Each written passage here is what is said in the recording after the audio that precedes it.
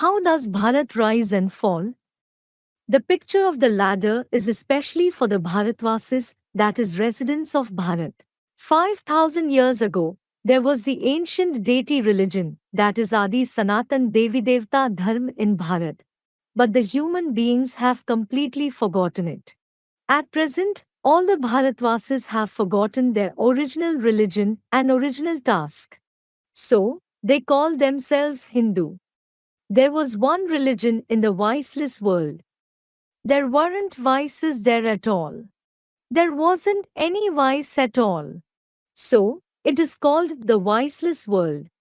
All the deities there didn't consider themselves a body, rather, they considered themselves an incorporeal soul. So, they were incorporeal, soul conscious as well as viceless. Then, there is no ego in the deities at all. 2500 years ago, when this Bharat was heaven, in the golden and silver age, everyone was stabilized in the stage of the self, they were very healthy, wealthy, and pure. There was no need to take any treatment and so on. They were so wealthy that there was no need to do any business, etc. There was immense wealth. But today, Bharat has become poor. Bharat alone is the country where maximum number of people of various religions are living. There is no other country like this. And when people of various religions have gathered here, there will be disputes based on the religion, won't there? Bharat alone is the country where there are many castes. There isn't hatred based on these castes in any other country. Bharat alone is the country where there are many provinces, many states. There aren't disputes based on the states in any other country. The country of Bharat is such where there are many languages. There is one language in one village and another language in another village 2 kilometers away from it. And they fight among themselves a lot based on those languages. In Bharat, they worship many. We fall because of adulterated bhakti. When the intellect delights in many, the soul definitely experiences a great fall.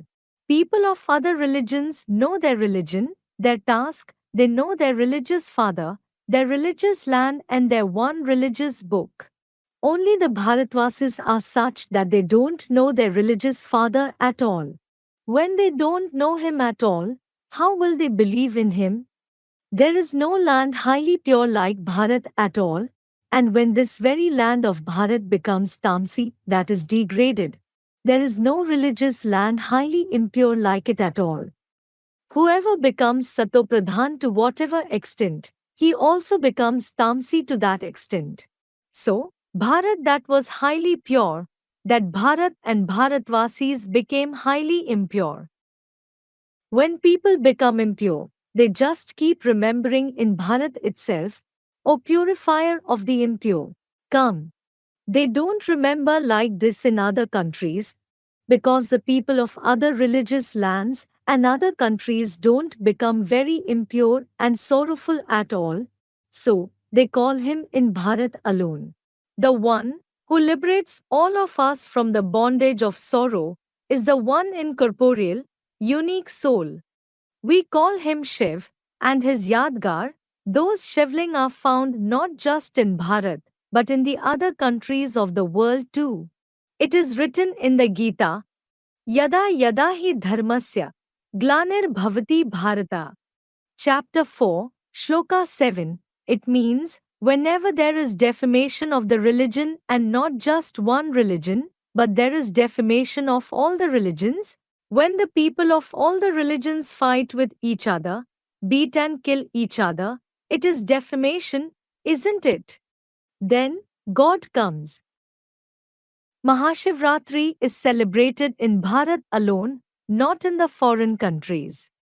Bharat is certainly an imperishable land because it is the birthplace of imperishable God. Especially Uttar Pradesh in North India is considered the land of birth of God where the Supreme Soul, the Father, is born in the form of revelation.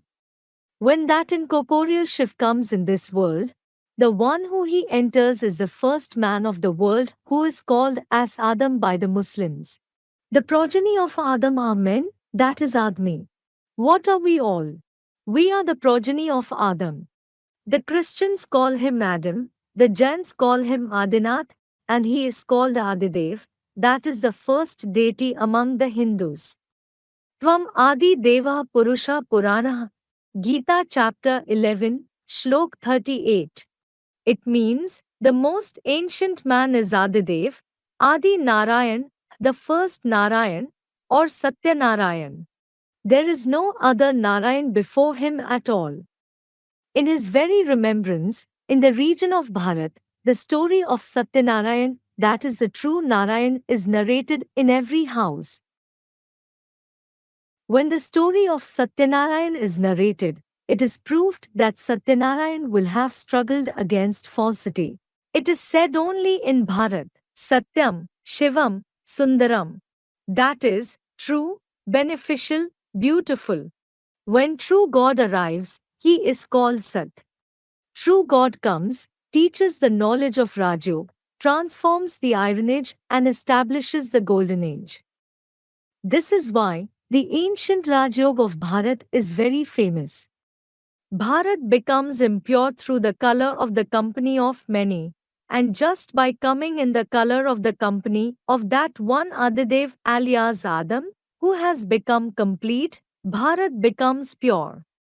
The meaning of Bharat is Bha means light, and Rat means to be engaged.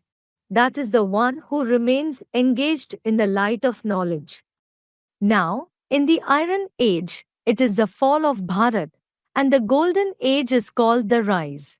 This is why there is complete information of how Bharat falls and how Bharat rises in the picture of the ladder.